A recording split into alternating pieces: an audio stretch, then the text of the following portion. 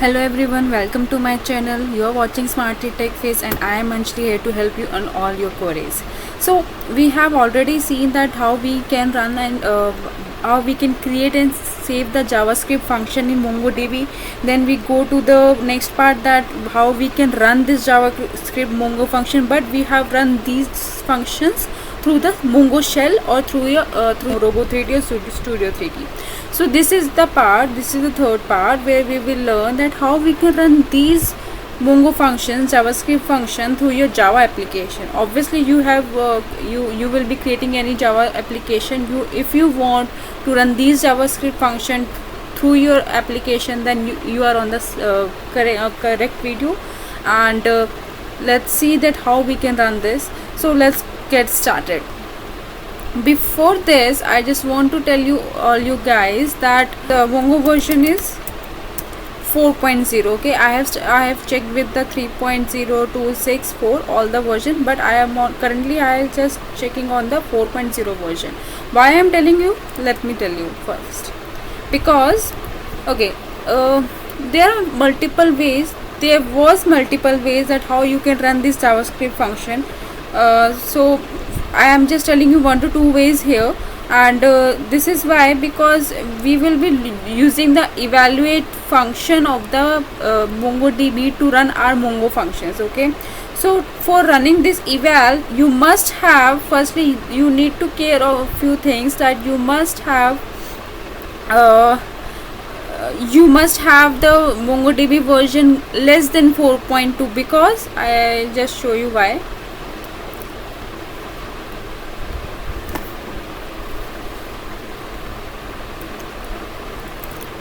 You can see there, if I am on the 4.2 version, they have written some important message that if you are using from the 4.2, MongoDB removes the eval command. If that has been removed, then obviously you will not be able to use that function to run any of the evaluating commands. Okay, so actually what they did is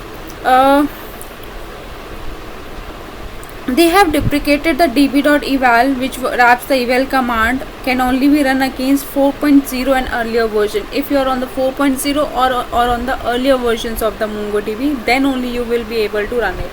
So before behavior and example, refer to the 4.0 or earlier version. So that's why I'm showing you on the 4.0 version, not on the 4.2 version. That's why I was on the 4.2. Now when I'm going to the 4.2, or you will be on the previous version of it, actually they have started the evaluate function deprecated from the 3.0 version. Okay, so they started deprecated from there, then now they have actually removed from the current versions.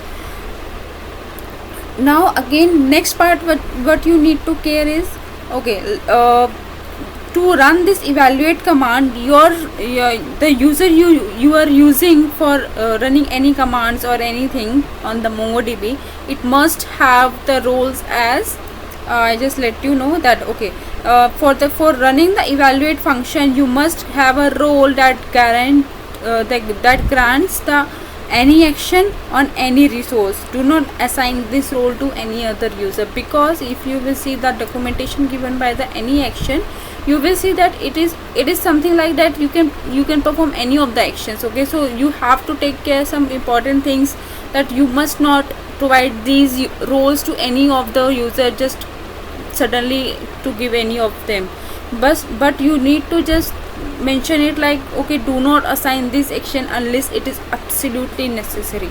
So this is the documentation given. And for any resource, you can also see that it is used for the internal for the internal resources, and it will be given as like this: any resource to try with creating a role with any action and any resource. If you face any problem, then let me know. I will create another video on that how you can create any action or any resource role, and how you can guarantee to this role to any of the user. Okay, so after creating the user with role with any action or any resource, you will be able to use the evaluate function to run the MongoScript function, MongoScript commands. Okay, okay. So I have already created a user with Anjali, and I'll just give you a hint that role you are going to create for the any action or any resource type, you should just you will only be able to create that role on the admin database. Okay, so that's why I have created a user password like this, and it was on my local host, so that's why I mentioned here the local host. And obviously I'm creating the credentials on the admin because it has the permission on the admin database. But yes, using the admin database, I have provided the actions for the Techie database. If you want to know that how to create users or roles, you can check my previous video, it is available on the playlist.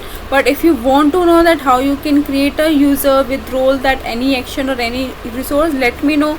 I'll create a next video, or you can just let me know in the comment section below, so I will provide you all the details. So after creating the user with any resource and any resource and any action roles, I need to do, I will give you the two ways. Okay, because some of the users may have using the Mongo database like this type of while getting okay, I'll just wanted to know that some of the users may use Mongo client.getDB. Okay, so there are two functions to get the database from the client, that is using the get database or using the getDB. I will show you in both the ways. This is the thing which I have done for creating a client so that I can connect to the MongoDB. After connect to the MongoDB, I am just getting the database as the get database. Okay, so this is the get database. If you're using this function, obviously you must use this function because getDB is the deprecated one, and if after some versions it will get removed as well, so you will not be able to use it. So you must use it get database. So after getting the database, what I am doing is database.run command, and using run command I am using the eval function of it, eval command of it, $eval, and just giving my function as, you all may be knowing that I have already a function with sum, which I am just taking the two arguments and returning the sum of it. So you can have any number of arguments, you can have any type of function. I'm just giving you the reference here that what the function I have created and how many arguments in it. So it is having the sum with two arguments, so I have given as the sum, and the arguments I am giving like this 2 and 3. It should give me the answer as 5, but in a different format you need to retrieve from that. After getting the result of the run command, I am just printing it. So let's see what it is printing after running the command. I am just telling you one more time that if your user don't have any access for the evaluate to run the evaluate command, it will give you the error as not unauthorized to run the $eval. So you must please ensure that you must have a user with authorization with running for eval command, and you can even go through the documentation given by the MongoDB that what type of action or what type of role it used to run this. You can see it is giving us the result as this JSON type, document type. But if you want to get the result, you should get a doc1.get this one key. This key will have a retrieval value of your function. Okay, if it may be either you are returning a string, you may be returning an integer, or you may be returning a map from that. All the values will be given in this retrieval value key. So this is how you can get the result from get database. Now let's see how you can get the result from getDB, because if you are using older versions of it, maybe some of them are using the getDB for getting the database. So this is how you can do it. Just get the database from the client, and what you need to do here, we are using the run command, but here you need to use the do evaluate function of database. You can see that it is also deprecated. Okay, so you must not use that too, but if you are using it, so let's see how we can run it. So after using the do evaluate function, just pass the parameter as the name of the function you want to run and the parameters you are going to provide in it. Okay, so after executing this, it will give you the output as the result of the command result format. So it will also give you the response in the JSON format, and you need to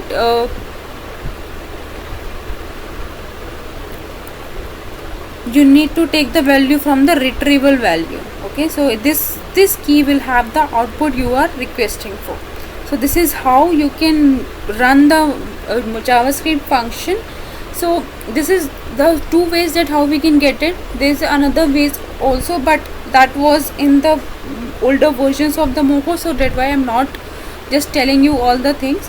But yes, you can do these things using the run command or either by do evaluate function.